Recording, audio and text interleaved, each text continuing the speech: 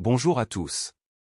Ce soir, nous sommes sur une route secondaire juste à l'extérieur d'une ville côtière endormie du nord de la Californie. Le brouillard est épais comme du lait, s'accrochant aux arbres comme s'il avait peur de les lâcher. On entend l'océan au loin, juste un silence, régulier et bas, comme s'il attendait. Mon souffle embue la vitre. La voiture s'est arrêtée. Le moteur ronronne. Mon fils, mon unique enfant, regarde droit devant lui, ses doigts tambourinant sur le volant comme s'il tuait le temps à un feu rouge. Il ne me regarde pas, pas même un regard. Sa voix, quand elle vient, est trop calme, trop froide. C'est ici que tu descends. Vous ne survivrez probablement pas à ce genre de peine, à moins que vous n'ayez déjà tellement perdu qu'il ne vous reste presque plus rien à prendre. Alors avant de vous mettre à l'aise, prenez un moment pour aimer la vidéo et vous abonner, mais seulement si vous aimez vraiment ce que je fais ici. Et pendant que vous y êtes, dites-moi d'où vous écoutez et quelle heure il est. Voyons combien de cœurs battent encore ce soir. Maintenant, éteignez les lumières, allumez peut-être le ventilateur pour un bruit apaisant, et commençons. Ce soir, je ris. Bien sûr que je ris. Je crois qu'il plaisante. Je veux dire, qui fait ça? Qui conduit sa mère, qui vient d'enterrer son mari il y a 6 jours, jusqu'à la sortie de la ville et lui dit de partir? Je porte de vieilles pantoufles. Les pantoufles de mon mari Léo, en fait. Je me promène dans la maison avec depuis les funérailles. Ils ne me vont pas bien. Ils ne me vont jamais bien. Mais je n'arrivais pas à me résoudre à porter de vraies chaussures. Pas encore. Tu es sérieux, je demande. Ma voix est légère, testante, comme si nous faisions encore semblant. C'est là qu'il se tourne vers moi. Et c'est là que je comprends. Il ne cligne pas des yeux. Il ne bronche pas. Il me tend simplement mon sac à main comme s'il livrait des plats à emporter. La maison et l'auberge sont à moi maintenant, dit-il. Camille est déjà en train de changer les serrures. Camille, sa femme. Avec son sourire comme du plastique étiré, et ce ton doux et condescendant qui fait que tout sonne comme une bénédiction et un avertissement en même temps. Je cligne des yeux, comme si la route allait peut-être changer, comme s'il allait peut-être sourire et dire que c'était une erreur, un malentendu, une terrible blague. Mais il ne le fait pas. Ma porte est déjà ouverte. Mes pantoufles ont heurté le gravier. Et avant que je puisse reprendre mon souffle, la voiture recule. C'est faux, dis-je. Ma voix ne tremble même pas. C'est trop calme pour ça. Tu ne peux pas juste. Je suis ta mère, Josh. Il ne répond pas.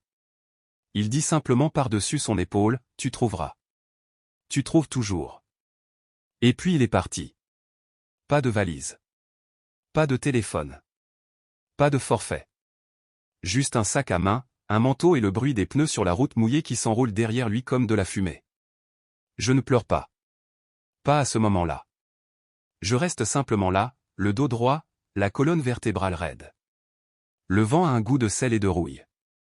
Le brouillard se rapproche, doux mais lourd, comme s'il essayait de mémoriser ma forme.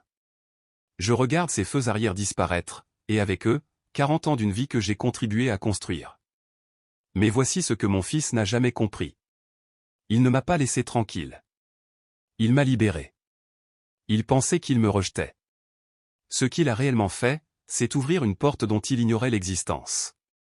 Parce qu'il n'a aucune idée de ce que j'ai fait avant la mort de son père. Nous avons enterré Léo 6 jours plus tôt. Je ne me souviens presque de rien de l'enterrement, sauf de la façon dont l'herbe a avalé mes talons et du fait que Josh ne voulait pas me regarder. Camille s'accrochait à son bras comme un lierre étouffant un poteau de clôture. Je me souviens qu'elle se penchait vers le pasteur, murmurant sur scène juste assez fort pour que je l'entende. Elle n'a pas les idées claires. C'est le chagrin. Elle ne prend pas de décision rationnelle.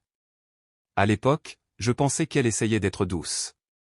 Elle pensait qu'elle avait de bonnes intentions. Mais maintenant, debout là dans le brouillard, je réalise ce qu'était vraiment ce moment. C'était la première étape d'un coup d'État. Léo avait confié à Josh les démarches administratives pour les soins palliatifs. Je ne voulais pas être un fardeau pour mon fils. C'est ce que je me disais. Il avait déjà assez de choses à faire. Tout ce que je voulais, c'était donner de la dignité à Léo dans ces dernières semaines.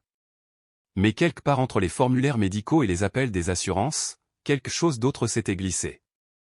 Quelque chose avec mon nom dessus. Quelque chose de forgé. Je n'en connaissais pas toute l'ampleur, pas encore. Mais j'en savais assez pour sentir la maladie fleurir dans ma poitrine comme un feu sous la glace. Ce n'était pas seulement une trahison. C'était un vol. De tout. Mon mari. Ma maison. Ma voix.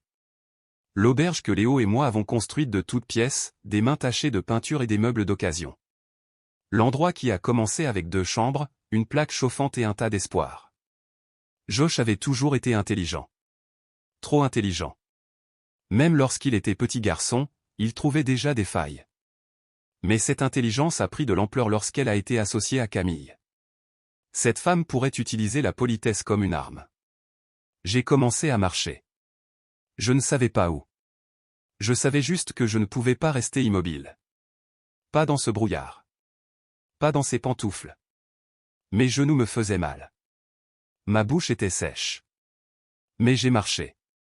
Au-delà des arbres ruisselants, au-delà des clôtures couvertes de mousse, au-delà des fantômes de chaque chose à laquelle j'ai renoncé pour que mon fils puisse grandir. Vers le 4e kilomètre, quelque chose s'est installé en moi. Silencieux mais ferme. Ils pensent qu'ils ont gagné. Ils pensent que je suis faible. Jetable. Mais ils ont oublié quelque chose. J'ai toujours le registre de Léo. J'ai toujours le coffre-fort. Et surtout, j'ai toujours mon nom sur cet acte. Je ne suis pas encore mort. La brume s'accrochait à moi comme de la sueur. Mes jambes brûlaient. Mon souffle devint superficiel. Mais je ne me suis pas arrêté. Non pas que je n'étais pas fatigué. Je l'étais. Mon Dieu, je l'étais. Mais si je m'arrêtais, je réfléchirais. Et si je réfléchissais, je craquerais. Je suis passé sous une ligne électrique. Un corbeau m'observait d'en haut comme s'il savait, comme s'il comprenait. Je me suis souvenu des petits mots que j'avais l'habitude de mettre dans la boîte à lunch de Josh. Tu es courageux. Tu es gentil. Je t'aime. Je découpais ses sandwichs à la dinde en dinosaure. Je lisais 4 livres par soir. J'ai même appris à tresser des figurines dans ses cheveux parce qu'il voulait des styles de guerrier. Et maintenant, j'étais un déchet sur le bord de la route. Ce garçon qui courait dans mes bras après un cauchemar? Disparu. Remplacé par un homme qui pourrait me jeter comme le recyclage d'hier. Je ne me souviens pas combien de kilomètres j'ai parcouru. 6? Peut-être plus. Mais quand j'ai vu ce panneau délavé du Dora S Général, mes jambes ont failli lâcher. Dora tenait cette petite boutique depuis que j'étais adolescente. Elle avait l'habitude de stocker des bonbons durs et des journaux. Elle vendait désormais des lattes à la lavande et des friandises pour chiens en forme de canard. J'ai poussé la porte. La cloche émit un tintement mitigé. Dora leva les yeux vers ses lecteurs. « Georgia, dit-elle, la voix aiguë d'inquiétude. Tu as une mine d'enfer. » « J'en ai envie, répondis-je, les lèvres trop froides pour sourire. Elle n'a pas attendu. Il est juste venu au comptoir et m'a enveloppé avant que je puisse discuter. Que s'est-il passé? J'ai regardé mes pieds. J'ai marché. D'où? La jonction. Elle se recula, les yeux écarquillés. C'est 8 foutus miles. 6 et des sous, murmurai-je.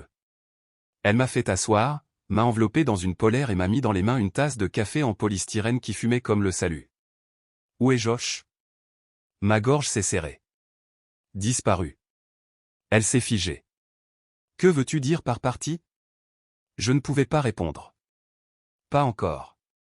Elle n'a pas insisté. Elle a juste dit, repose-toi. Je vais te faire un sandwich. Et j'étais assis là, enveloppé d'une vieille gentillesse, avec des ampoules aux pieds et une fierté ensanglantée, et une phrase bourdonnant dans ma tête comme une prière. Qu'est-ce que l'amour sans respect? Dora m'a apporté un sandwich, coupé en diagonale comme le faisait ma mère. Dinde, un peu de moutarde, 2 chips de cornichons à côté.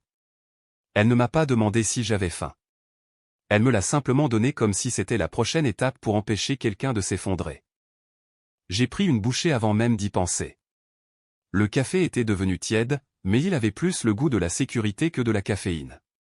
Et alors que j'étais assis là, enveloppé dans cette couverture polaire qui sentait légèrement les feuilles de séchage et le menthol, quelque chose a changé.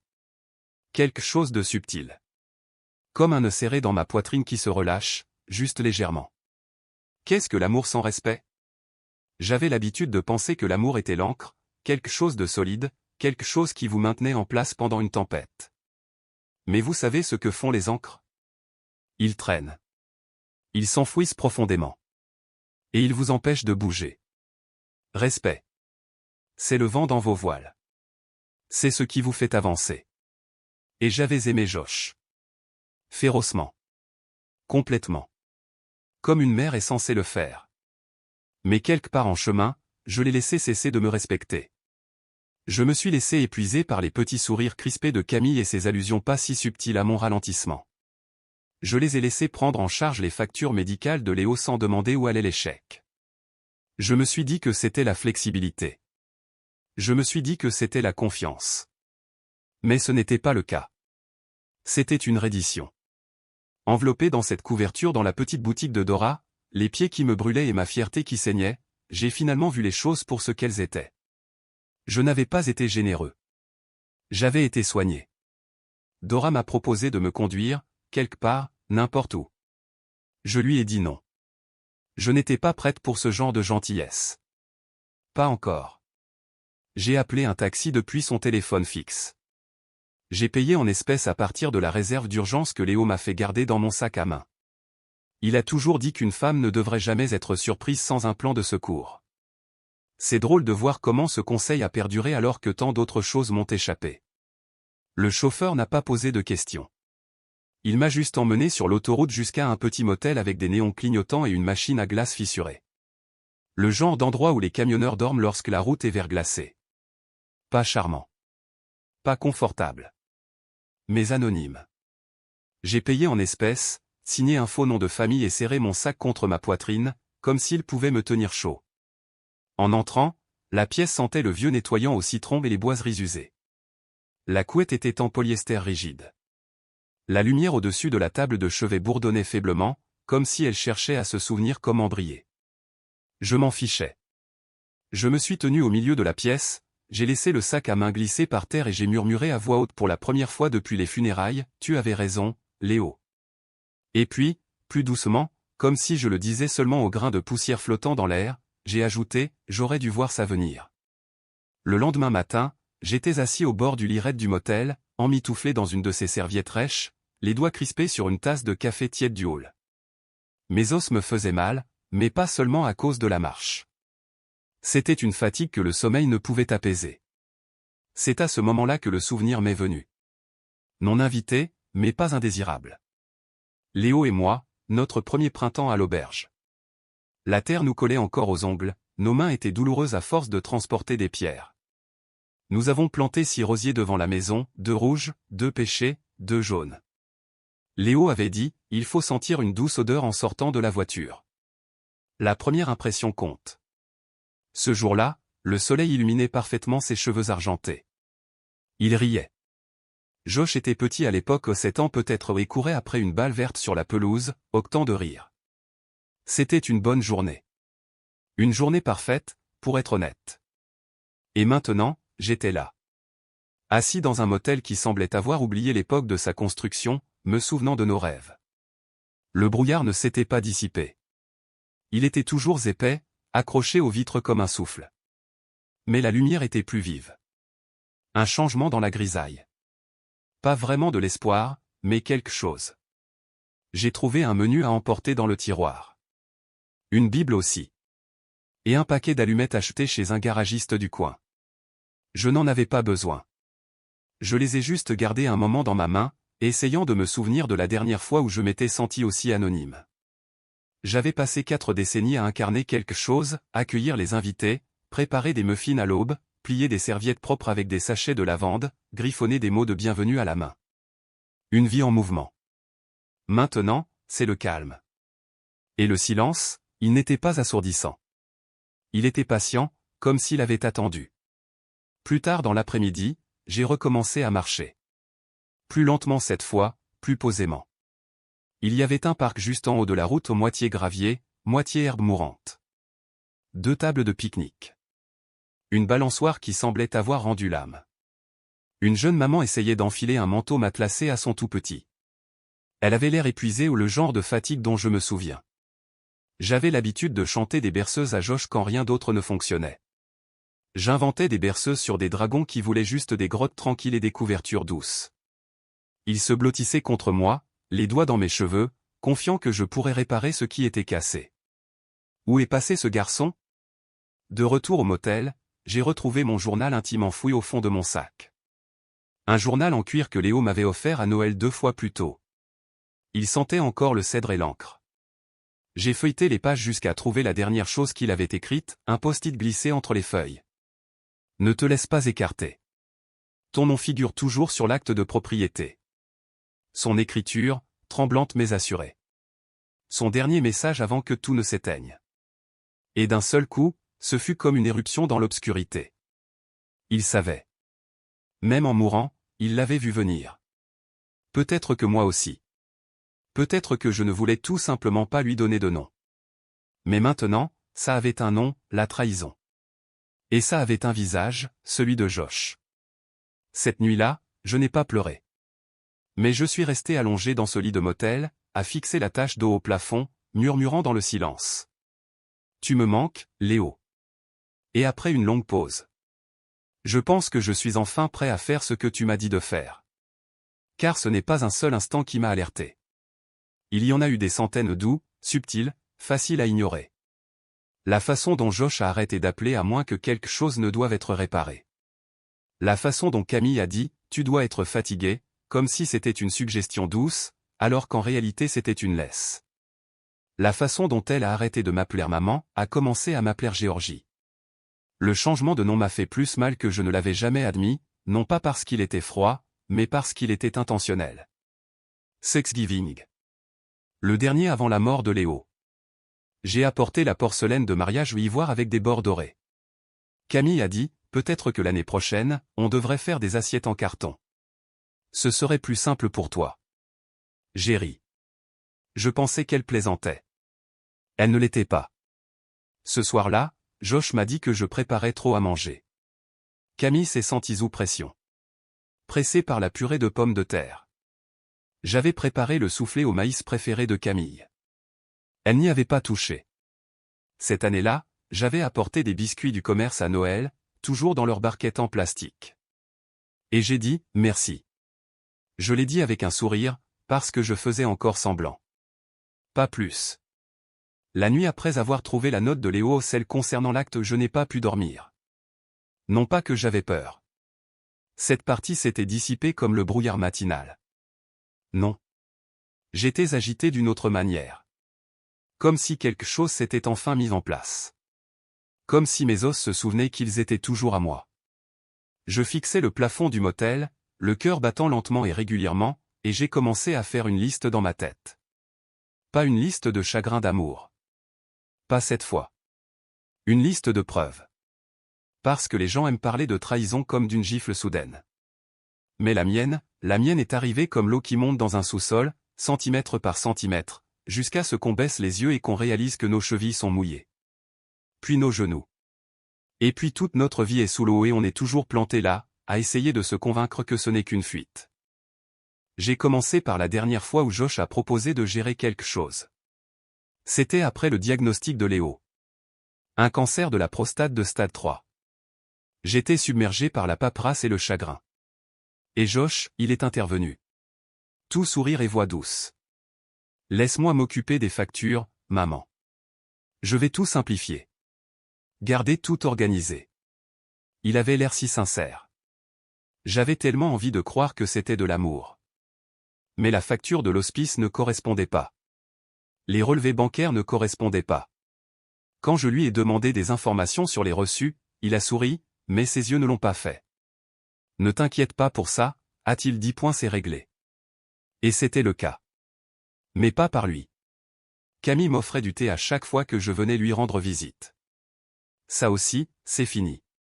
Puis c'est devenu, nous finissons juste de déjeuner, ou, les enfants font la sieste, ou, ce n'est pas le bon moment. J'ai donc commencé à appeler. Pour demander la permission, en gros. Ensuite, on m'a dit d'arrêter de passer. Puis ils ont dit qu'ils viendraient me voir. Puis ils ont complètement arrêté de venir. Des visites hebdomadaires aux visites mensuelles.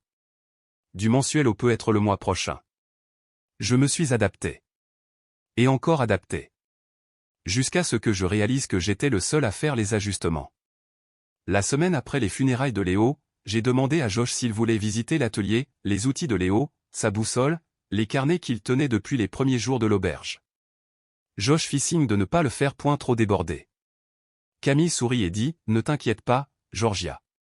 On finira par s'en occuper. Prends en soin point comme des ordures. Comme une boîte de vieux reçus. Et j'ai hoché la tête, comme un idiot. Mais le pire, la partie qui m'a presque ouvert les yeux, c'était les cartes de visite. Nouvelle pile. Brillant. Nouveau logo. Plus de phare. Le phare était mon symbole, mon blason familial. Maintenant c'était une écriture cursive Jeanne feuille d'or. Comme si nous étions un spa 5 étoiles, et non une humble auberge construite avec des éraflures de peinture et le dos cassé de Léo. Le nom de Josh était là. Celui de Camille aussi. Le mien? Parti. Même pas ce cofondateur. Même pas à la mémoire d'eux. Juste, effacé. J'ai trouvé une des cartes dans le hall et je suis resté là, la tenant comme un certificat de décès. Et pourtant, je n'ai rien dit. Je suis allé dans la cuisine et j'ai plié le linge. Comme une bonne chez moi. Ce soir-là, au motel, j'ai sorti un carnet de mon sac à main. J'en avais besoin pour noter mes courses et mes livraisons de linge. Et j'ai noté chaque instant où j'avais ravalé mes questions. Chaque fois que j'avais laissé passer quelque chose. Chaque fois que j'avais fait comme si leur silence était dû au stress, et non à une stratégie. 4 pages complètes. Pas de plainte. De la preuve. Les gens parlent de la grenouille dans l'eau bouillante, elle ne se rend pas compte qu'elle est en train de cuire jusqu'à ce qu'il soit trop tard. Eh bien, j'étais la grenouille. Et ils ont augmenté la température, 1 degré doux et souriant à la fois. Le lendemain matin, j'ai passé un appel que j'avais repoussé. Colline. La fille de ma sœur. 38, peut-être 39 ans. 2 enfants. Son mari vend des assurances. Je ne sais pas. Nous n'étions pas particulièrement proches, mais elle envoyait des cartes de Noël avec des paillettes et des petits mots griffonnés dans les marges. Elle avait envoyé un bouquet au décès de Léo. Une carte qui disait « Faites-moi savoir si vous avez besoin de quelque chose. » Alors j'ai appelé. Il a sonné 6 fois avant qu'elle ne décroche. « Bonjour. Colline. C'est tante Georgia. » Une pause. « Oh. Salut. Ça fait un bail. Comment vas-tu » Cette pause. Ce léger changement de ton. Il s'est installé dans mon estomac comme une pierre. Je tiens le coup. En fait, j'aurais bien besoin d'un service. Rien de grave. Sa voix se crispa. Pas froide. Juste, prudemment distante. Je ne suis pas à la maison en ce moment. Il y a eu des imprévus. J'ai juste besoin d'un endroit où dormir. Quelques jours. Pour réfléchir. J'ai enroulé le cordon du téléphone du motel autour de mes doigts, comme si cela pouvait en quelque sorte adoucir la demande. Tu sais. Juste, un peu d'espace. Colline était silencieuse. J'entendais des places entrechoquées en arrière-plan. Une télé. La vie, qui continue. Tante Georgia. Ce n'est pas que je ne veux pas aider, c'est juste que, c'est un peu la folie. Kevin fait des heures supplémentaires, Ava a une danse, et la chambre d'amis est pleine de rangements en ce moment. J'ai hoché la tête, même si elle ne le voyait pas, c'est bon. Je comprends. Une autre pause. As-tu essayé d'appeler Josh?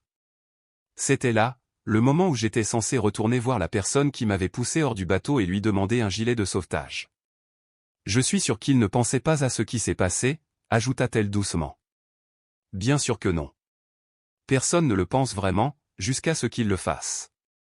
J'ai passé un dernier appel ce matin-là. La mère de Camille. Elle s'appelle Déborah. Toujours polie. Toujours sèche comme du pain. Elle décrocha à la 2e sonnerie. Georgia, dit-elle lentement, comme si elle cherchait le script. Déborah, j'espère que je n'appelle pas à un mauvais moment. Bon, on finit le brunch. Je peux te rappeler. Je ne te retiendrai pas longtemps, dis-je, même si je commençais déjà à me contracter intérieurement. Je voulais juste savoir si tu avais parlé à Camille ou à Josh. Une pause. Nous avons ensuite entendu dire qu'il y avait des tensions. Que vous vous retiriez peut-être, les laissant diriger. Les laisser diriger. Ça sonnait si diplomatique, si doux. Comme si j'avais été effacé à la voix passive. Je n'ai pas reculé, dis-je doucement. On m'a poussé. Un autre soupir. Tu as eu une année difficile, Georgia. La perte de Léo, l'entreprise, le stress. Il est peut-être temps de te reposer. Josh est très compétent. Capable de quoi, me suis-je demandé. Mais je ne l'ai pas dit. J'ai juste dit, merci pour votre honnêteté. Elle a répondu, vous êtes dans nos pensées, comme un prêtre prononçant un éloge funèbre. J'ai raccroché avant qu'elle puisse me dire au revoir. Voilà donc 2 appels. 2 portes fermées. Pas d'abri. Pas de solidarité. Tous ceux que j'ai contactés étaient occupés à ranger leurs couverts. Je suis allé au restaurant au bout de la rue, un de ces endroits au menu collant et aux bouteilles de ketchup saturées de soleil. La serveuse m'a appelé, chérie, m'a apporté du croque-monsieur et de la soupe aux tomates sans me juger. Elle m'a tendu des crackers aux huîtres supplémentaires. Je ne le savais pas, mais elle m'a empêché de pleurer. De retour au motel, je m'assis sur le lit, les yeux rivés sur le ventilateur de plafond qui tournait lentement et paresseusement. Il voulait que je me repose. Alors je le ferai. Je me reposerai. J'attendrai. Et quand le moment viendrait, je me réveillerai. Et il n'aimerait pas ce qui allait suivre. 2 jours se sont écoulés au motel. De longues journées tranquilles. Le genre de journée où le temps semble défiler à l'envers. Je n'ai pas pleuré. Je n'ai pas râlé. J'ai planifié. Parce que la différence entre le chagrin et la stratégie est juste une question de ce que vous faites du silence. Le 3e matin, je suis allé en ville et je me suis arrêté à la bibliothèque locale. La femme derrière le comptoir semblait capable de repérer les livres en retard à travers les murs de briques, mais elle a souri quand je lui ai demandé un laissez-passer. Besoin d'Internet, demanda-t-elle en faisant déjà glisser le presse-papier. Juste quelques heures, dis-je. Elle hocha la tête. Les impressions coûtent 10 centimes la page. Je l'ai remercié et me suis assis devant un ordinateur public de l'époque d'Obama, les mains posées sur le clavier collant. Et puis je me suis mis au travail. D'abord, le site web du greffier du comté. J'ai tapé l'information, le cœur battant plus fort qu'il n'aurait dû. Registre de propriété. C'était là. Nos noms. Léo et moi. Toujours là. Toujours copropriétaire. Je me suis penché en arrière, les doigts tremblants. Ils n'avaient pas encore déposé le transfert. Josh et Camille avaient encore menti. L'acte était toujours à nous. Eh bien, c'est à moi maintenant. Ce moment-là? C'était la première inspiration que je prenais depuis les funérailles qui n'avaient pas le goût de la cendre. Puis je me suis connecté au compte bancaire que Léo et moi avions ouvert ensemble pour des rénovations d'urgence. Celui que nous n'utilisions jamais, car nous étions toujours sur le fil du rasoir. Mais Léo avait insisté pour mettre de l'argent de côté, au cas où. J'avais toujours le mot de passe et j'avais toujours accès. Solde, 47 933 $. Acompte de 12 $. J'ai failli rire aux éclats dans cette bibliothèque silencieuse. Léo, vieux renard rusé. Il n'était pas au courant de ce compte. Il n'avait même pas pensé à y jeter un œil. Il pensait que j'étais complètement fauché. J'ai imprimé le titre de propriété, le relevé bancaire et l'email de l'avocat de Léo. Oui, j'y avais toujours accès aussi. J'ai surligné mon nom sur chaque page comme si je me préparais pour un procès. Parce que, d'une certaine manière, c'était le cas. De retour au motel, j'ai tout étalé sur le lit. Documents juridiques. Revenus bancaires. Une liste d'anciens clients qui avaient écrit des avis élogieux sur moi en ligne, en mentionnant leur nom. Parce que c'est ce que Josh et Camille n'ont jamais compris. L'auberge n'a pas été construite sur des moulures ou des coussins. Elle a été construite sur moi. Mes mains. Mon nom. Mon travail. Ils pourraient cirer les sols, repeindre les murs, relooker le logo. Mais ils n'ont pas pu effacer la vérité. Cette nuit-là, j'ai mieux dormi que depuis des mois. Et quand je me suis réveillé le lendemain matin, j'ai fait quelque chose que je n'avais pas fait depuis des années. J'ai fait une liste de choses à faire, rien que pour moi. Pas pour Léo. Pas pour les invités. Pas pour Josh. Juste moi. Tout d'abord sur la liste, parler à Patty D'Angelo. Elle dirigeait le journal local avant sa fermeture. Affûtée comme du cristal.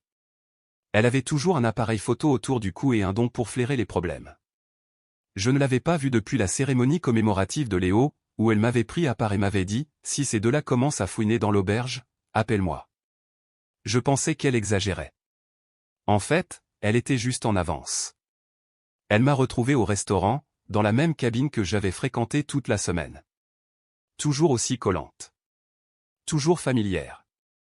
Patty s'est glissée sur le siège en face de moi, portant toujours la même veste en cuir craquelé qu'elle portait depuis 1998. Ses cheveux gris étaient tirés en arrière en forme de crayon. « Raconte-moi tout, dit-elle. Pas de bavardage. » Alors je l'ai fait. Pas tout d'un coup. Pas de pleurs. Pas de murmures. Je l'ai raconté comme une histoire. Scène par scène. Josh. Le brouillard. La portière de la voiture qui claque. Le froid. Le motel. Les appels. Le silence. Ses yeux se plissèrent. Ses doigts tapotèrent la table. Quand je lui ai montré les documents imprimés, l'acte, le solde bancaire, l'email de l'avocat, elle a laissé échapper un léger sifflement. « Eh bien, dit-elle, ils ont choisi le mauvais vieil oiseau à picorer. » J'ai souri. Premier vrai sourire depuis des jours. « Tu penses pouvoir aider ?» Elle sourit. « Géorgie, j'attends depuis 2003 que quelqu'un réduise en cendres l'hypocrisie de cette ville. Nous avons fait un plan. Pas de procès. Pas encore. Quelque chose de plus silencieux. Plus intelligent. Quelque chose que Camille n'aurait pas vu venir, car elle s'attendait à des avocats. Des larmes. Peut-être des messages Facebook passifs-agressifs. À quoi ne s'attendrait-elle pas? Une femme avec des reçus. Des alliés. Et un deuxième acte. Patty m'a aidé à rédiger une lettre. Élégante. Juridiquement solide. Claire. À qui cela peut concerner? En tant que copropriétaire et partie nommée sur l'acte de vente de adresse de la propriété, j'informe officiellement toutes les personnes concernées que toute modification de la structure, des pratiques commerciales ou de la propriété sans mon consentement écrit explicite sera considérée comme une rupture de contrat et passible de poursuites judiciaires. Sincèrement? Georgie Allan. Simple. Indéniablement. Un rappel que je n'avais pas disparu. Nous en avons fait des copies. Nous en avons envoyé une à Josh, une à Camille, une à leur adresse email professionnelle et une à leur avocat, car, bien sûr, ils en avaient un. Ensuite nous avons attendu. 3 jours plus tard, j'ai reçu une réponse. Pas de Josh. De Camille. Tapé. Froid. Chère Géorgie. Nous sommes déçus que vous ayez choisi cette voie, surtout après la tension émotionnelle de ces derniers mois. Cependant, nous respectons votre autonomie et accéderons à votre demande dans l'attente de discussions plus approfondies. Merci de nous indiquer comment vous souhaitez procéder. Meilleur. Camille. Aucune excuse. Aucune explication. Juste un avertissement en tenue polie. Mais qu'est-ce qu'elle ne savait pas? Je n'avais plus peur. Parce que je m'étais souvenu de quelque chose d'important.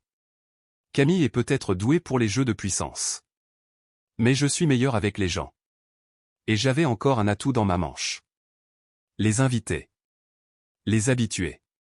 Ceux qui revenaient année après année grâce à ma façon de plier les serviettes, à mes souvenirs d'anniversaire, ou à mes scones aux pommes cuits au four avec un peu de cannelle parce qu'un enfant disait que ça lui rappelait sa grand-mère. J'ai donc ouvert une nouvelle boîte mail. J'ai créé un nouveau compte. J'ai tapé. Chers amis du Lanine. Vous avez peut-être remarqué quelques changements ces derniers temps. Je voulais vous contacter personnellement et vous remercier pour chaque mot gentil, chaque histoire que vous avez partagée, chaque tétard le soir sur le porche. Je suis toujours là. Et je construis quelque chose de nouveau. Si vous souhaitez en faire partie, restez à l'écoute. Amour. Géorgie. Parce que parfois, la meilleure vengeance n'est pas de tout brûler. Il s'agit de construire quelque chose qu'ils ne peuvent pas toucher. L'email a été envoyé un jeudi. Vendredi matin, j'avais 12 réponses. Dimanche, j'en avais 73. Certains étaient courts. Simples. Tu nous manques. Mes enfants parlent encore de vos crêpes aux myrtilles. Nous savions que quelque chose clochait. Certains étaient longs. L'une d'elles provenait d'un couple qui s'était fiancé sur notre véranda l'été précédant le diagnostic de Léo. Ils m'ont annoncé qu'ils reviendraient ce printemps et ont été surpris de mon absence. J'ai demandé à Camille où tu étais, a écrit sa femme. Elle m'a dit que tu étais à la retraite, mais ça ne me semblait pas juste. Tu ne me sembles pas quelqu'un qui arrête comme ça. J'ai lu cette phrase 2 fois. Et puis encore. Tu ne me donnes pas l'impression d'être quelqu'un qui s'arrête comme ça. Ils avaient raison. J'ai pris un bus pour quitter la ville. À quelques heures de route seulement. Direction la côte, où Léo et moi rêvions un jour d'ouvrir une deuxième auberge. À l'époque, ce n'était qu'un fantasme. On plaisantait en buvant du vin bon marché et en regardant les rediffusions de Bob Ross sur une télé cassée. Mais je me suis souvenu du nom que nous avions griffonné sur une serviette. Le second souffle. Léo a déclaré que cela ressemblait à la fois à un jeu d'enfant et à un retour. J'ai gardé cette serviette dans mon portefeuille pendant 12 ans. Je l'ai toujours. La ville où j'ai atterri était calme. 2 librairies. Un café avec une enseigne tordue. Un port rempli de bateaux qui semblaient avoir vu des choses. Ce n'était pas glamour. Mais c'était possible. Et c'est ce dont j'avais besoin. Pas de confort. Pas de vengeance. Possibilité. J'ai parcouru la route principale avec un carnet de notes, en notant les panneaux « à louer ». Rien d'extraordinaire. Juste des endroits avec une bonne lumière. Et peut-être assez d'espace pour 2 chambres d'hôtes et une kitchenette. À la fin de la journée, j'avais 3 adresses encerclées. À la fin de la semaine, j'avais une clé. C'était un cottage délabré, beige avec des boiseries écaillées, des planchers qui craquaient comme s'ils révélaient des secrets. Mais il avait du charme, un jardin qui pouvait être ramené à la vie, une baie vitrée idéale pour un coin lecture. Je me tenais au milieu de ce salon couvert de poussière et murmurais « On le fait, Léo ». Aucune réponse mais je jure que la brise à travers la porte moustiquaire cassée sentait le oui. De retour au motel, j'ai emballé mes affaires.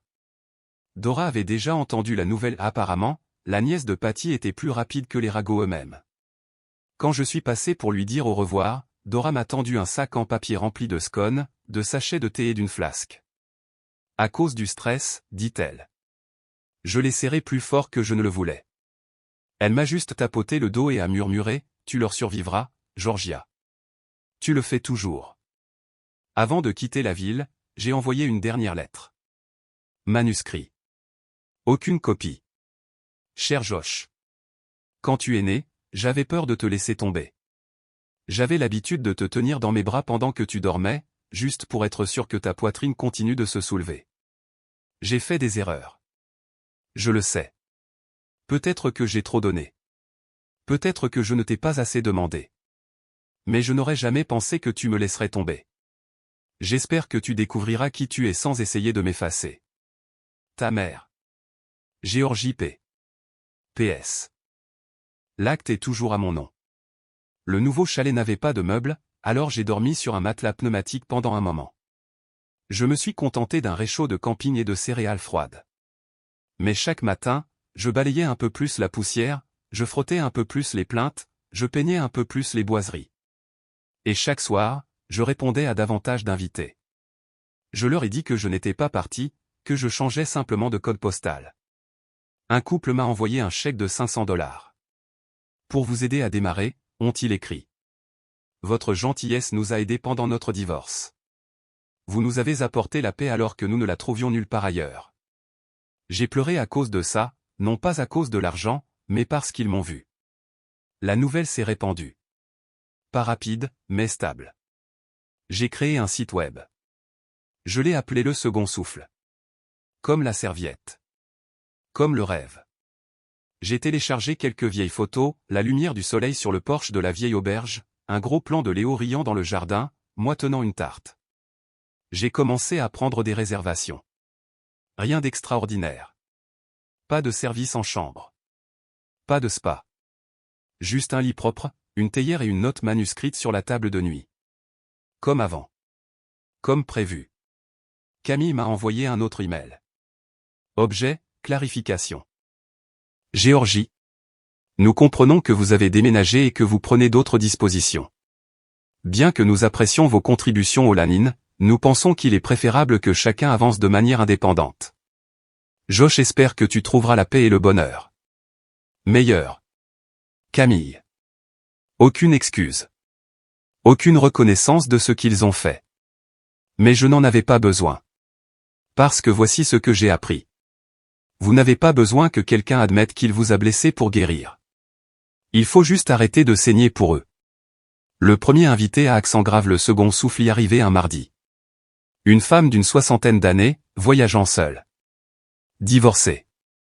Récemment retraitée. Elle apportait une petite valise et des yeux pleins de prudence. Je l'ai accueillie avec du thé et lui ai demandé comment s'était déroulé son voyage. Elle a dit, j'ai essayé de me retrouver. J'ai souri. Tu n'es pas perdu, lui ai-je dit. Tu es juste entre deux chapitres. Cette nuit-là, j'ai glissé un mot sous sa tasse de thé avant de me coucher. Il a dit, vous n'êtes pas brisé. Vous êtes en reconstruction. Et c'est une chose très courageuse à faire. Parce que c'est peut-être ce que je suis maintenant. Pas seulement une femme rejetée. Pas seulement une mère trahie. Pas même un simple aubergiste. Peut-être que je suis un endroit où les gens viennent pour se souvenir de qui ils sont. Peut-être que je suis enfin à la maison. Le second soufflait, il n'y a pas eu de cérémonie officielle d'inauguration. Pas de major. Pas de presse. Juste moi, un balai emprunté et un vieux paillasson de bienvenue de l'arrière de la boutique de Dora sur lequel était écrit « Entrez ». Nous sommes ouverts, la plupart du temps. Mais lorsque ce premier invité est parti, elle m'a serré si fort dans ses bras que j'ai senti mes côtes bouger. Elle murmura, « Tu m'as donné plus que du repos. Tu m'as donné de l'espace. » Cette nuit-là, je me tenais sur le porche avec une tasse ébréchée de thé à la menthe poivrée, regardant les vagues au loin sous une lune argentée. Et j'ai réalisé que je m'étais d'abord donné cet espace.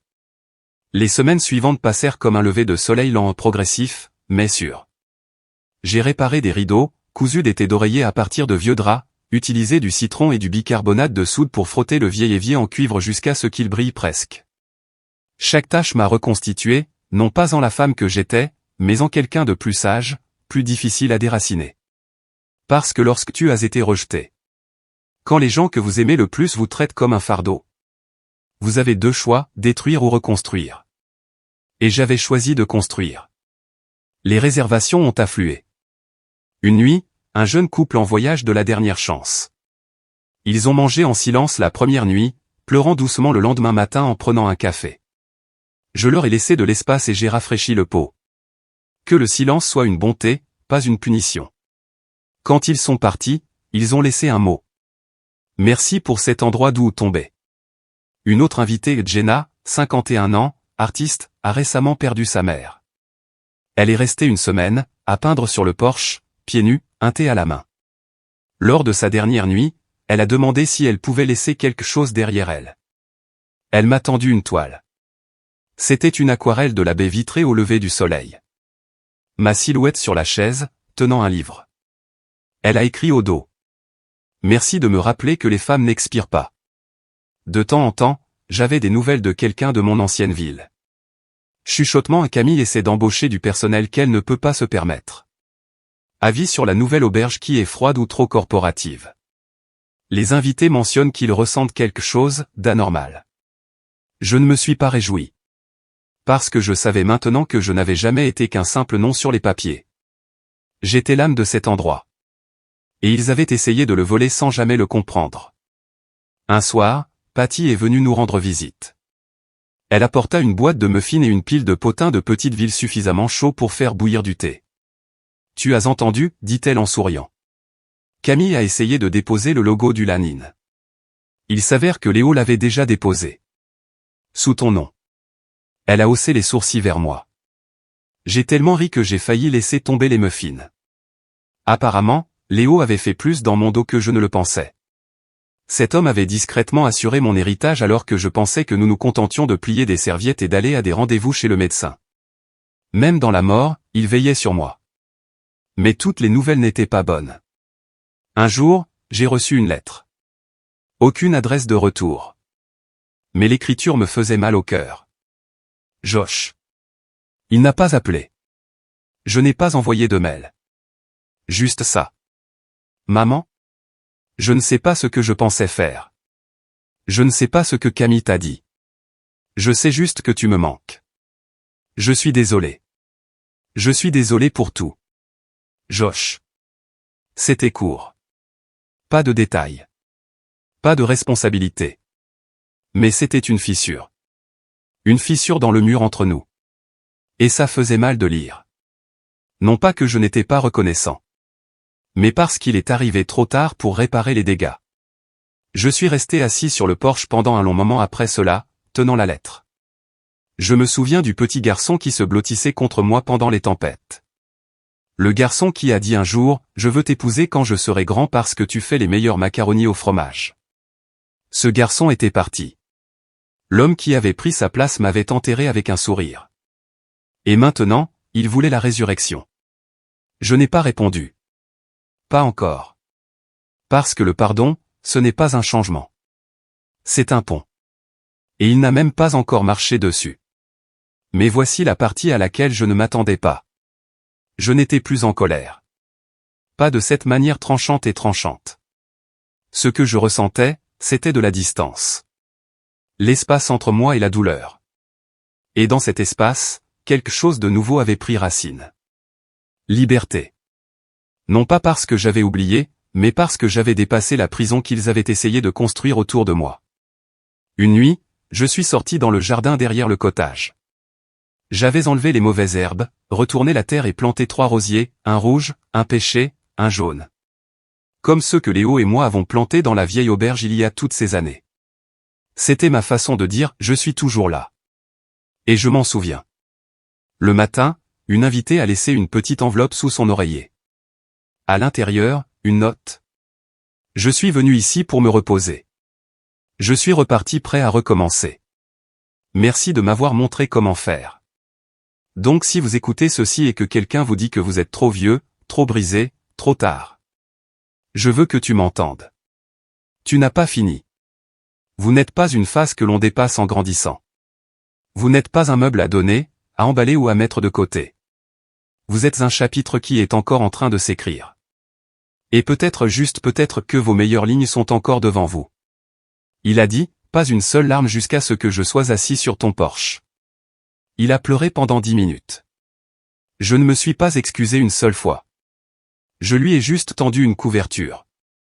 Il est parti le lendemain matin avec les yeux rouges et le sourire. Il a dit qu'il reviendrait au printemps. Je n'ai pas fait de publicité pour Second Wind. Pas vraiment. Pas de publicité, pas de référencement, pas d'influenceur, juste du bouche à oreille. Une âme blessée en parle à une autre. Vas-y. Elle te verra. Et je l'ai fait. Parce que je savais ce que cela signifiait d'être invisible dans sa propre vie. Un matin froid, je me suis réveillé au son d'un coup frappé à la porte. Une boîte. Aucune note, juste mon nom écrit de la main de Josh. Je l'ai porté lentement à l'intérieur, je l'ai ouvert avec un couteau à beurre. Mon cœur est partagé entre l'espoir et la terreur. À l'intérieur, ma porcelaine de mariage, enveloppée dans les vieux pulls de Léo. Une tasse était fissurée, mais les autres étaient intactes. En dessous de tout cela, un seul Polaroid de nous 3. Moi, Léo et Josh à l'auberge. Il ne devait pas avoir plus de 12 ans, souriant. Un morceau de tarte à la main, de la crème fouettée sur le nez. Au dos, avec une encre qui semble plus récente que sur la photo. Je ne suis pas encore prêt à parler, mais j'écoute maintenant. J'ai tenu cette photo contre ma poitrine et je me suis assis sur le sol de la cuisine. Je n'ai pas pleuré. Je n'ai pas appelé. Je viens de murmurer. C'est un début. Parce que c'est aussi ça le deuil. Le début de quelque chose de différent. Peut-être même quelque chose de mieux. Si tu le laisses faire. Patty a appelé un après-midi et a dit. Vous avez maintenant une liste d'attente. Apparemment, sa nièce, qui est sur un site de réservation locale. J'avais reçu des courriels de personnes demandant si le second souffle. C'était cet endroit avec la femme qui écrit des notes. Ta légende grandit, taquina Patty.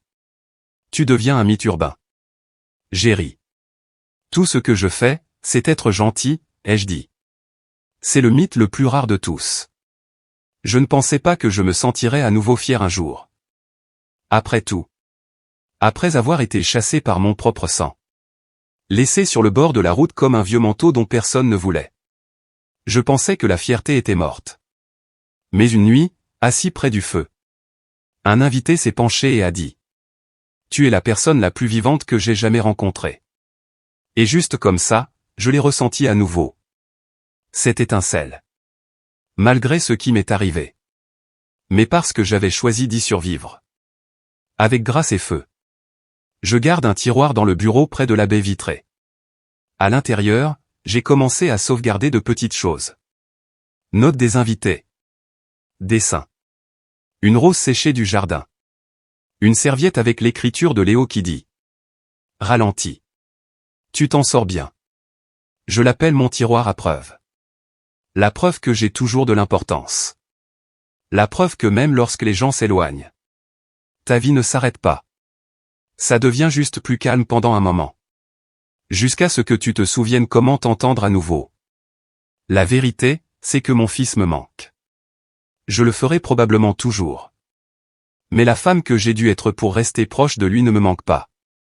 La version de moi qui s'est rétrécie chaque année.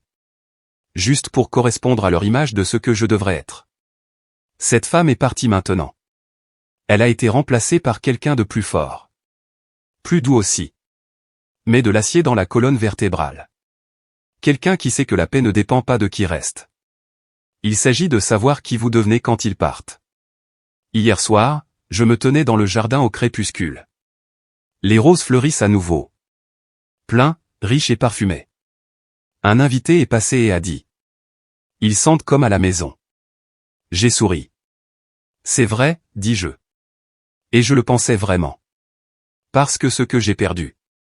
Cela a fait de la place pour tout ce que je construis maintenant. Et si vous écoutez ceci? Pensant que tu as été jeté. Je veux que tu m'entendes, haut et fort. Tu n'es pas un déchet. Tu es de la terre. Et quelque chose va naître de cela. Quelque chose de sauvage et de doux et entièrement à vous. Attends un peu. Ça arrive.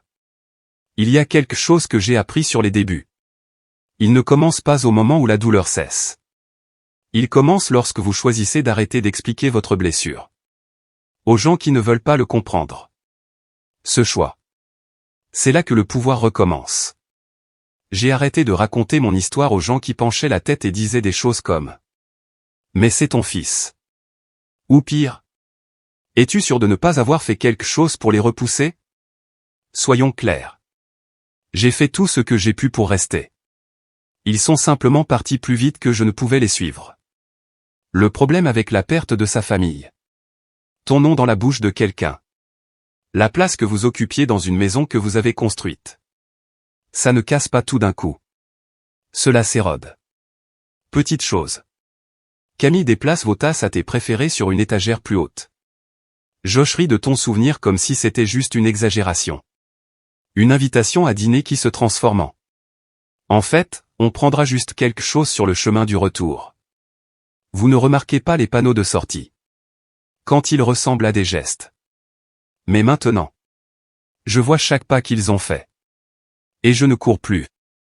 Je balayais les marches du second vent un matin. Quand une voiture s'est arrêtée. Location, argent, assez propre pour être nerveux. Une femme est sortie, la soixantaine. Blazer usé, chaussures abîmées. Ce regard que les femmes ont quand elles ont vécu un peu trop longtemps. Et pas assez de gentillesse. Elle se tenait près de la porte et dit. Êtes-vous Georgia? J'ai hoché la tête. Oui. Elle sourit étroitement. Je m'appelle Rachel. Je crois que ma fille est restée ici le mois dernier. Mon cerveau a cliqué. L'artiste, Jenna.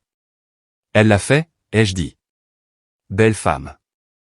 Rachel expira. Comme si elle avait retenu son souffle pendant un an. Elle est rentrée à la maison plus douce, a-t-elle dit. Pas fixe, mais plus doux. Je ne savais pas où elle était allée. Elle a juste dit que c'était un endroit qui lui permettait de se sentir à nouveau comme une personne. J'ai ouvert la porte. Entrez.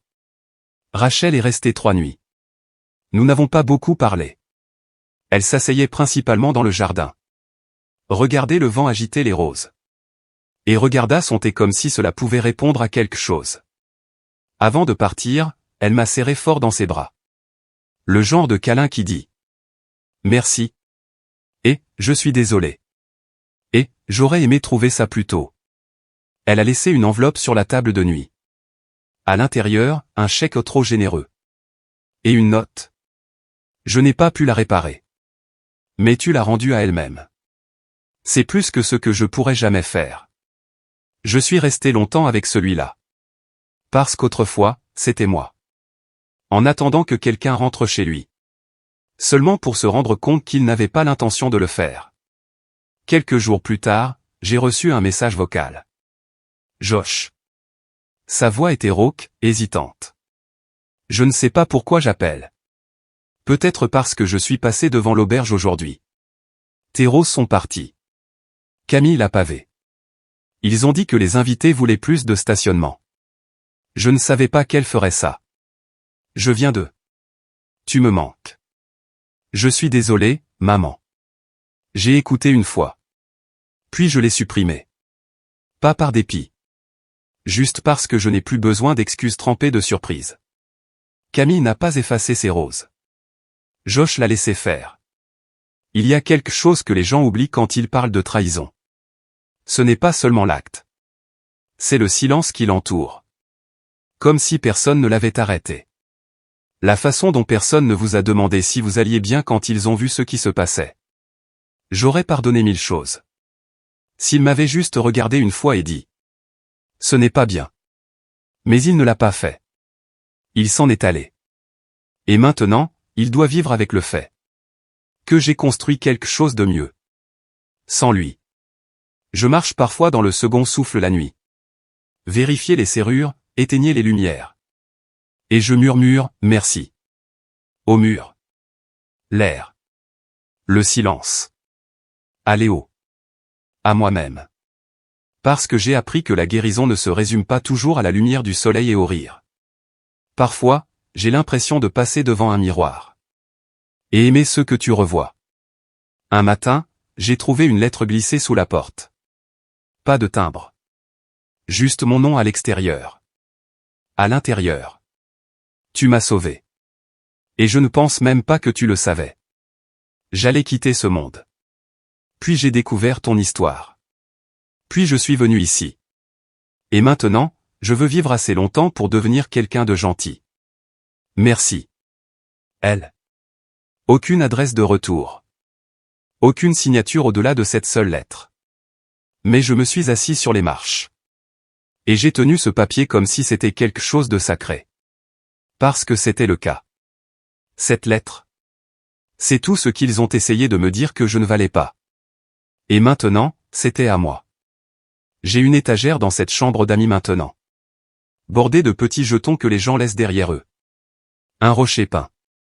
Une fleur pressée. Une clé d'un appartement cassé à Philadelphie.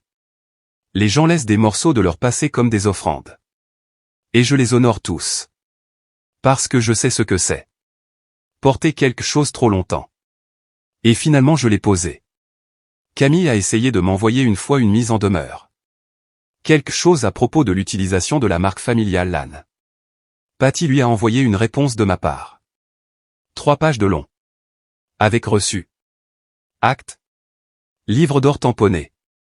Et une photo du panneau original du LAN-in. Avec mon écriture dessus. Je n'ai plus jamais eu de nouvelles de Camille. Mais quelqu'un m'a dit qu'elle pleurait. Quand elle a vu mon nom à l'encre. Sur cet acte. Bien. Elle devrait pleurer. Non pas parce que je veux sa douleur. Mais parce que cela pourrait être. La première vraie chose qu'elle ait jamais ressentie. La dernière fois que j'ai regardé la vieille auberge en ligne. C'était à vendre. Vide. Froid. Meublé, mais mal aimé. Une tombe polie. Et je n'ai pas ressenti de triomphe. J'ai ressenti de la liberté. Parce que cet endroit. Ce n'est plus à moi. Mon histoire ne vit pas dans ces murs. Il vit ici. Dans le doux tintement des tasses à thé. Dans le silence des roses. Dans le rire de 2 inconnus qui deviennent amis dans la cuisine. En moi. Donc si vous avez été rejeté. Si quelqu'un disait que tu avais fini. Trop vieux. Trop mou. Trop en colère. S'ils t'ont jeté et s'attendaient à ce que tu disparaisses. Écoute ça. Tu n'es pas parti. Vous vous rassemblez. Et ce que vous construisez ensuite. Ils ne sauront même pas comment le nommer. J'en suis venu à croire. Ce silence a un son. Ce n'est pas vide. Ça respire. Il contient la mémoire, le regret, la paix. Une sorte de bourdonnement sourd sous les côtes. Qui dit ? Tu es toujours là. J'avais l'habitude de détester le silence. Cela signifiait attendre ? Pour une voix qui n'est jamais venue. Un texte qui n'a pas fait le buzz. Un pas dans l'escalier. Ça ne reviendrait pas. Mais maintenant. Maintenant, le silence ressemble à de l'espace. De la place pour respirer. De la place pour être. J'étais assis sur le porche. Avec une invitée nommée Tania. Une infirmière de l'Oregon. Qui avait pris 6 mois de congé. Après avoir perdu sa mère. Elle me disait que le monde ne s'arrête pas simplement parce que vous êtes en deuil. Ils vous remettent l'urne et votre quart de travail commence à 6 heures du matin le lendemain. Elle a dit, personne ne te demande si tu as dormi. J'ai hoché la tête. Le deuil n'est pas lié au congé payé. Elle rit, d'un rire humide et fatigué. Le genre qui sort de côté. J'avais juste besoin d'un endroit où m'asseoir, dit-elle, sans rien réparer. Eh bien, répondis-je en lui versant plus de thé, tu l'as trouvé. Elle m'a regardé alors. J'ai vraiment regardé. Georgia, demanda-t-elle, ne te sens-tu jamais seule ? J'ai remué ma tasse. Puis j'ai dit, plus comme avant. Avant, la solitude, c'était d'être assis à une table avec des gens qui regardaient leur téléphone au lieu de vous regarder. La solitude consistait à bavarder avec votre belle-fille et à réaliser qu'elle avait déjà décidé que vous n'étiez pas à sa place. Maintenant, ma solitude a une forme. Ce n'est pas l'absence d'amour. C'est la présence de soi. J'aime ma propre compagnie. Ce n'est pas quelque chose que j'aurais pu dire il y a un an. Un jour, une jeune femme est arrivée à la porte avec un appareil photo en bandoulière. Fin de la vingtaine. Main nerveuse. Je n'ai pas de réservation, dit-elle, mais j'ai entendu dire. J'ai entendu dire que cet endroit aide les gens. J'ai souri. Nous avons de la place. Elle est restée dans la petite pièce à l'étage, celle avec la courte pointe dépareillée et la lampe en verre de mer. Elle a à peine parlé la première nuit. La deuxième nuit, elle est descendue et a demandé si elle pouvait photographier les roses. La troisième nuit, elle s'est assise en face de moi sur le porche et a dit. J'ai quitté un rendez-vous. Je ne savais pas où aller. J'ai dit. Parfois, le premier endroit où l'on atterrit est celui vers lequel on se dirigeait depuis toujours. Elle cligna des yeux pour retenir ses larmes. Je m'appelle Morgane, dit-elle. Elle a fini par rester 2 semaines. Avant de partir, elle m'a tendu une enveloppe. À l'intérieur, une série de photos qu'elle avait prises du second souffle. Mais il ne s'agissait pas seulement des chambres ou du jardin. C'étaient des photos de moi, prises sur le vif. Moi en train de rire avec un invité. Moi en train d'étendre du linge sur la corde à linge. Moi marchant pieds nus dans l'herbe humide au lever du soleil. Au bas de l'une d'elles, elle avait écrit en lettres majuscules soignées. Voilà à quoi ressemble une maison. J'ai épinglé cette photo sur le tableau en liège dans la cuisine. Parce que je pensais que la maison était quelque chose que l'on créait pour les autres. Maintenant, je sais que c'est quelque chose que tu récupères pour toi-même. Il y a un rythme dans cet endroit maintenant. Pas parfait. Non poli. Mais honnête. Les gens viennent avec leurs pièces cassées, et nous ne les réparons pas. Nous maintenons simplement l'espace pendant qu'ils recommencent. Il ne s'agit pas de guérir d'un seul coup. Il s'agit de se rappeler que vous le pouvez. Josh a rappelé. Je n'ai pas répondu. Il a laissé un message. Je suis passé devant chez toi. Le nouveau. Il est magnifique. Je ne sais pas comment tu as fait, maman. J'espère que tu es heureux. Je le pense vraiment, vraiment. Il avait l'air petit. Pas assez désolé, mais peut-être un début. Cela ne m'a pas fait pleurer. Cela ne m'a vraiment rien apporté. Cela m'a juste rappelé que le temps ne guérit pas toutes les blessures. Mais la distance peut vous empêcher de les rouvrir. Le truc, c'est que je l'aime toujours. L'amour ne meurt pas quand quelqu'un vous trahit. Cela change simplement de forme. Deviens plus silencieux. Deviens à toi seul. Un matin pluvieux, j'ai trouvé une boîte de lettres sur le porche. Aucune adresse de retour. À l'intérieur, de vieilles notes d'invités. Ceux du Lanine. Ceux que je pensais que Camille avait jetés. Mais ils étaient là. Des dizaines d'entre eux. Tout m'est adressé. Tout dans une écriture différente. Merci de votre écoute. Tu m'as rappelé ma grand-mère. Nous n'oublierons jamais comment vous nous avez accueillis. Je me suis assis en tailleur sur le sol et j'ai lu chacun d'eux. Ensuite j'ai fait du thé. J'ai ensuite répondu à toutes les adresses de retour que j'ai pu trouver. Juste une simple note. Toujours là. Toujours reconnaissant. Il le sera toujours. Géorgie. Le second souffle n'est plus seulement une auberge. C'est un marqueur. Un phare, même s'il n'y a pas d'eau à proximité. Pour les personnes qui retrouvent leur chemin vers elles-mêmes. Et pour moi, c'est une preuve. La preuve que même lorsque les gens que tu as élevés t'oublient. Même lorsque ceux que vous aimiez le plus essaient de vous effacer. Vous pouvez reconstruire. Mieux. Plus doux. Plus férocement vôtre. Parfois, je me demande si Léo me reconnaîtrait maintenant. Pas seulement en apparence, mais aussi en esprit. Je pense qu'il le ferait. Je pense qu'il sourirait de ce sourire en coin et dirait. La voilà. Parce que pendant longtemps, j'ai survécu. Maintenant je vis. Et personne ni Josh, ni Camille, ni même ma propre peur ne peut me l'enlever. Plus jamais. La première saison des vacances au second win m'a pris par surprise. Je n'ai rien prévu d'extravagant. Aucune guirlande n'était accrochée sur le porche. Pas de lumière clignotante. Juste une couronne que j'ai faite avec du romarin du jardin. Et un bol d'orange dans le hall d'entrée. Et pourtant, quelque chose dans tout cela semblait plus sacré que n'importe quel Noël que j'avais organisé auparavant. Ce n'était pas une question d'éclat. Il s'agissait de présence. À propos de se réveiller dans une joie tranquille. Et trouver cela était suffisant. Un invité nommé Malcolm s'est enregistré le 22 décembre. Milieu de la quarantaine. Grand. Main tremblante. Il m'a dit qu'il était, juste de passage. C'est ce que les gens disent quand ils espèrent que vous ne leur demanderez pas ce qu'ils fuient vraiment. Je n'ai pas demandé. Je lui ai juste tendu une chope de cidre et j'ai dit.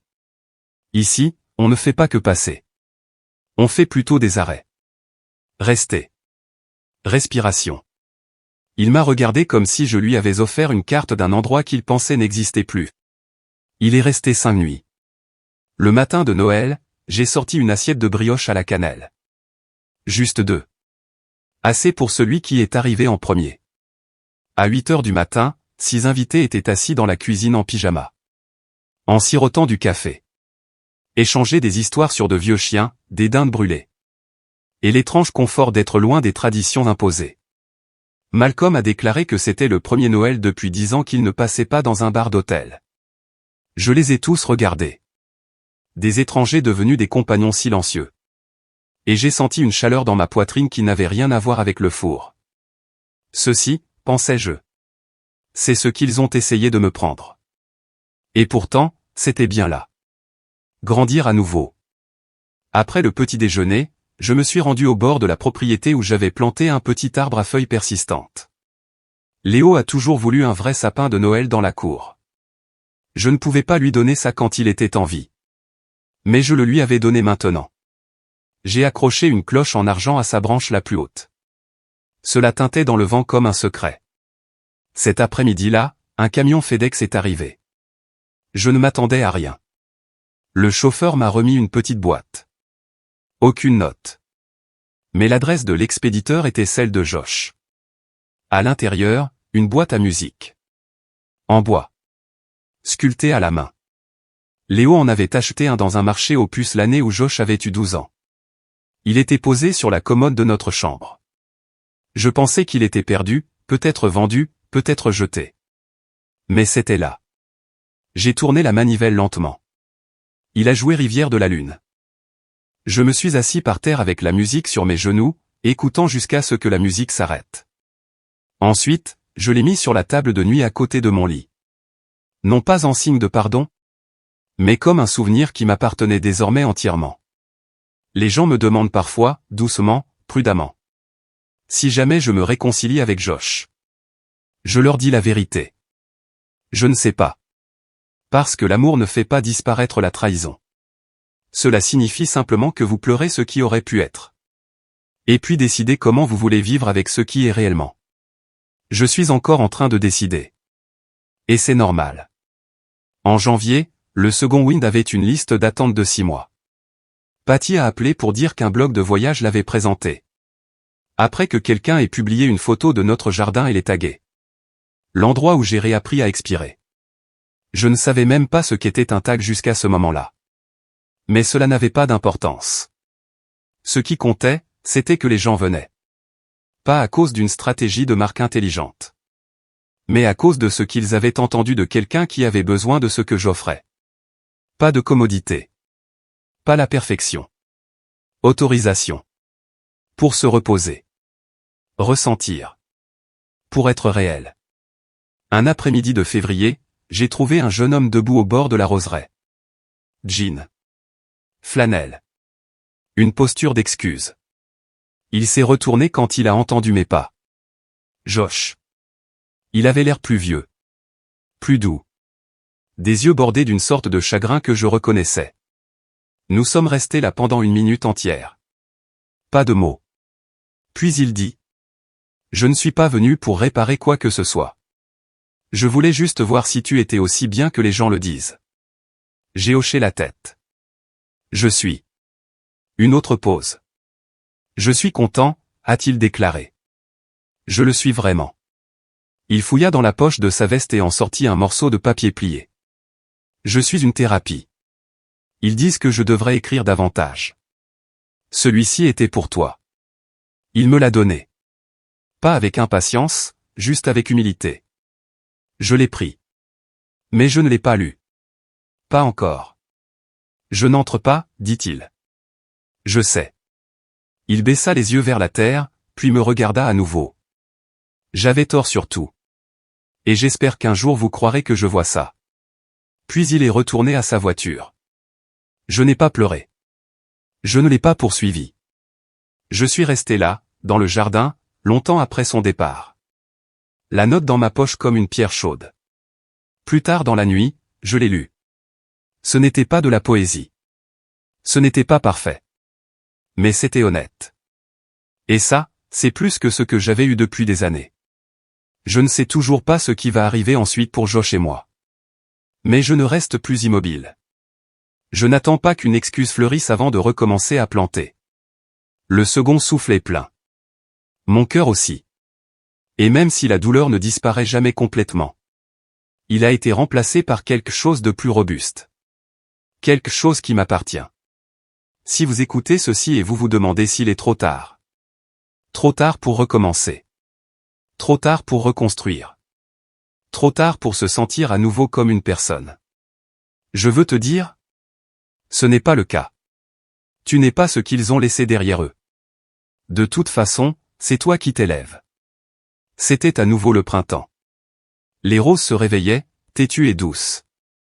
Un matin, j'ai marché pieds nus dans le chemin du jardin, un café à la main, et j'ai réalisé que cela faisait exactement 1 an que je me tenais au bord de la route dans le brouillard, attendant que mon fils ouvre la porte qui ne s'était jamais ouverte. 1 an. 12 mois. 4 saisons. Des centaines de sachets de thé. Une douzaine de plantes d'intérieur. 42 invités et ce n'est pas fini. Et je pouvais enfin dire, sans un pincement au cœur, que ce moment ne m'avait pas brisé. Cela m'a construit. Il y a une sorte de force que les gens ne voient pas jusqu'à ce que vous arrêtiez de faire souffrir. Pas le genre de chose qui vient en criant son histoire. Mais le genre qui vous permet de vous asseoir au milieu et de dire « j'ai vécu ». Et j'ai continué. C'est ce qu'est devenu le second souffle. Un monument pour continuer. Sans oublier. Ne pas pardonner avant que cela ne semble réel. Je continue simplement. Un soir de début avril, j'ai reçu une réservation d'un nom que je n'avais pas vu depuis plus de 20 ans. François Martin. Le cousin de Léo. Étranger, dur comme fer, il ne nous avait pas parlé depuis une dispute familiale à propos d'un héritage en 2003. Elle s'est enregistrée vêtue de lin noir, de bagues en argent et d'une attitude qui pourrait faire cailler la crème. Tu es plus grand que dans mes souvenirs, dit-elle, debout dans mon hall d'entrée comme si elle était encore en train de décider si j'avais réussi l'inspection. Et tu es toujours allergique au bonjour, ai-je répondu. Elle esquissa un petit sourire. Équitable. Elle est restée 3 nuits. Je n'ai pas dit grand-chose les 2 premiers. Elle vient de lire des romans policiers au coin du feu et a refusé toutes les offres d'aide avec ses bagages. Mais la 3e nuit, elle a laissé une petite enveloppe sur la table de la cuisine. À l'intérieur il y avait un chèque. Un gros. Aucune note. Juste la ligne de mémo, pour ce qu'il ne pouvait pas voir. Je l'ai regardé pendant un long moment. Le lendemain matin, elle était partie avant l'aube. Mais je savais ce que signifiait ce chèque. Elle avait regardé tout ce temps. Et peut-être qu'elle m'a vu maintenant, pour la première fois. Avec ce chèque, j'ai acheté de nouveaux matelas pour les 2 chambres. Réapprovisionné le garde-manger. Et j'ai embauché une femme locale nommée Elsie pour aider au jardin 2 fois par semaine. Je ne peux pas payer beaucoup, lui ai-je dit. Elle a juste souri et a dit, je ne suis pas ici pour l'argent. Je suis ici pour me rappeler ce que l'on ressent lorsqu'on fait pousser quelque chose. Nous nous comprenions parfaitement. En mai, un email est arrivé d'un client qui avait séjourné en novembre. Celui qui m'a écrit la lettre anonyme disant qu'il ne voulait pas vivre. Elle a signé celui-ci, Lorraine. J'ai trouvé un emploi dans une nouvelle ville. J'ai coupé les ponts avec un parent toxique. Je suis en thérapie. Je parle de toi aux gens comme si tu étais une histoire qu'ils avaient besoin d'entendre pour y croire à nouveau. Je suis toujours là parce que tu l'étais. Je l'ai imprimé et je l'ai accroché à mon bureau. À côté de la serviette de Léo. À côté de la photo de Morgane. À côté de ma liste de premières. C'est une chose que je fais maintenant. Garder une liste des premières fois. La première nuit, j'ai dormi sans rêver de l'auberge. La première fois que quelqu'un m'a appelé, en sécurité. Le premier matin, je me suis réveillé et je n'ai pas vérifié mon téléphone pour voir si Josh avait écrit. La première fois que j'ai ri jusqu'à devoir m'asseoir. Le premier jour, je n'ai pas pensé à ce que j'avais perdu, seulement à ce que j'avais. Cette liste s'allonge chaque mois. La preuve que la guérison ne se résume pas à un seul grand moment. Ce sont des dizaines de minuscules. Calmes. Cumulatifs. Se déployant comme des pétales. En juin, le journal local a écrit un article sur moi. L'aubergiste qui a reconstruit sa vie un client à la fois. Il y avait une photo, moi dans le jardin, de la terre sous mes ongles, en train de rire de quelque chose qu'Elsie a dit hors caméra. L'article a fait le tour de la ville. Les gens ont commencé à me faire signe davantage quand je suis allé au marché. Quelqu'un a déposé une tarte sans mots. Juste merci griffonné dans le glaçage. Et le livre d'or. Il a commencé à se remplir de choses comme. Je me suis souvenu comment respirer ici. Tu as fait de la place pour les parties de moi que personne d'autre ne voulait. Je suis venu ici perdu. Je pars tendrement. Et j'ai réalisé que c'est un héritage. Pas une plaque. Pas une marque. Pas un fils qui porte ton nom. L'héritage est ce qui vit dans les vies que vous avez touchées. Et de cette façon, je suis immortel. Parfois je parle encore à Léo. Je me tiens dans le jardin où je m'assois près de la fenêtre avec du thé et je parle simplement. J'ai planté des hortensias près de la boîte aux lettres, lui ai-je dit la semaine dernière. Ils sont têtus, mais ils finissent par changer d'avis. D'autres fois, je dis des choses comme « Tu adorerais Elsie ». Elle jure comme un charretier et cuisine comme un ange. Je n'entends pas sa voix en retour. Mais je ressens quelque chose. Une chaleur. Un souvenir qui monte comme de la vapeur. Et ça suffit. Une nuit, j'ai allumé une bougie près de la fenêtre et je l'ai laissée brûler jusqu'au lever du soleil. Pas pour lui. Pas pour Josh. Mais pour moi. Pour me rappeler que je ne suis plus une femme qui attend dans le noir. Je suis la lumière. Maintenant, si vous écoutez toujours ceci. Si vous êtes assis dans votre voiture. Ou votre cuisine. Ou la pensée de votre chambre d'enfant, c'est peut-être ça. Être que j'ai été oublié pour de bon. Je veux que vous entendiez cela aussi clairement que je peux le dire. Tu n'es pas oublié. tu deviens. Et les gens qui ne voyaient pas ta valeur. Ce n'est pas un reflet de toi. C'est un défaut dans leur vision. Ne laissez pas cela obscurcir le vôtre. Je ne sais pas combien de chapitres cette vie me réserve encore. Mais je sais ceci. J'écris chacun d'eux selon mes propres termes maintenant. Et c'est la meilleure histoire que j'ai jamais racontée. L'été est arrivé doucement et lentement. Le genre de chaleur qui fait onduler les feuilles, sans les brûler. Au second souffle, l'air sentait le romarin, la terre et les vieux livres laissés trop longtemps au soleil. Ça sentait le souvenir et la paix. J'avais commencé à garder un rituel. Chaque dimanche matin avant le réveil des invités. Je préparais une seule tasse de thé, marchais pieds nus jusqu'au bord du jardin et m'asseyais dos au soleil levant. Je n'ai pas prié. Je n'ai pas tenu de journal. Je viens d'été. Et cela ressemblait à un miracle. Un dimanche, une femme s'est enregistrée avec 2 valises lourdes et un cœur encore plus lourd. Son nom était Adrienne. Fin des années 50. Voix douce. Elle a dit qu'elle avait besoin d'un endroit où elle pourrait ne pas être forte pendant quelques jours. J'ai hoché la tête. Tu l'as trouvée. Elle est restée 4 nuits. Elle a laissé la pièce plus propre qu'elle ne l'avait trouvée. Il m'a laissé un mot, plié dans un livre de poésie. Tu m'as redonné les parties de moi-même que je pensais devoir dépasser pour être respecté. J'ai pleuré quand je l'ai lu. Parce que je connais ce mensonge. Je l'ai vécu pendant des décennies. Le mensonge qui dit que vous devez échanger votre douceur contre la survie. Cette force doit ressembler au silence. Que vieillir signifie l'invisibilité. Et cet amour, s'il est réel, ne devrait pas avoir de conditions. Mais j'ai désappris tout ça maintenant. Voici ce que j'ai appris à la place. Tu n'es pas trop. Vous n'avez pas dépassé votre apogée. Vous n'êtes pas jetable simplement parce que quelqu'un d'autre ne peut pas supporter votre complexité. Vous avez le droit de prendre de la place. Josh a encore écrit. Une vraie lettre cette fois. 2 pages. Aucune excuse. Juste des réflexions. Il a écrit, je crois que j'ai confondu l'ambition de Camille avec la direction. Je pense que je voulais tellement son approbation que j'ai échangé la tienne sans même m'en rendre compte. Je ne m'attends pas à ce que tu me pardonnes. Mais je veux que tu saches que je porte le poids. Je le ferai toujours. Je t'aime. Je ne savais tout simplement pas comment protéger cet amour une fois que d'autres personnes m'ont fait le remettre en question. Ça fait mal de lire. Non pas parce que c'était cruel. Mais parce que c'était honnête. Trop tard. Je n'ai pas répondu. Mais je ne l'ai pas déchiré non plus. Je l'ai plié soigneusement et l'ai rangé dans le tiroir avec la serviette de Léo et la photo de Morgane. Et toutes les autres preuves que mon histoire ne s'est pas terminée là où il le pensait. Parfois, les invités me demandent si j'ai des enfants. Je dis la vérité. Je l'ai fait. Je le fais toujours. Mais nous ne sommes pas proches. Ils ont toujours l'air incertains. En attente d'une suite adoucie.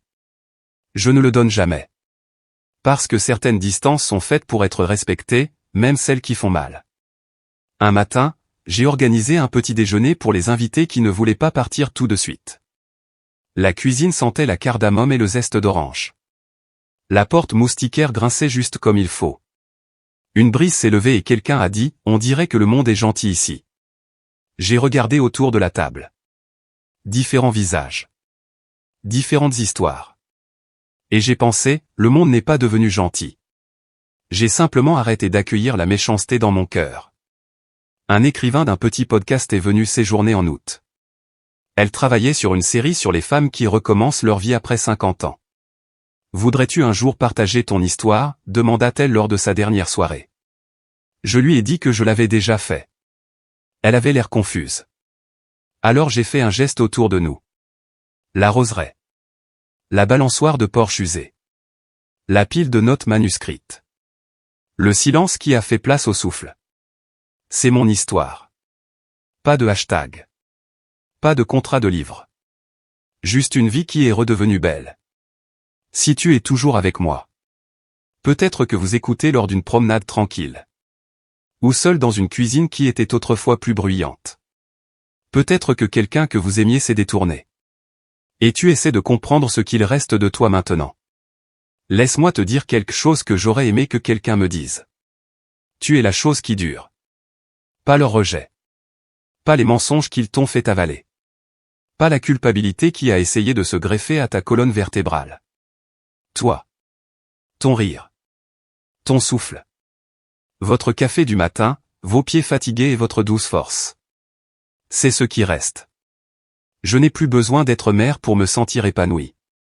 Je n'ai plus besoin de la permission de Camille pour avoir de l'importance.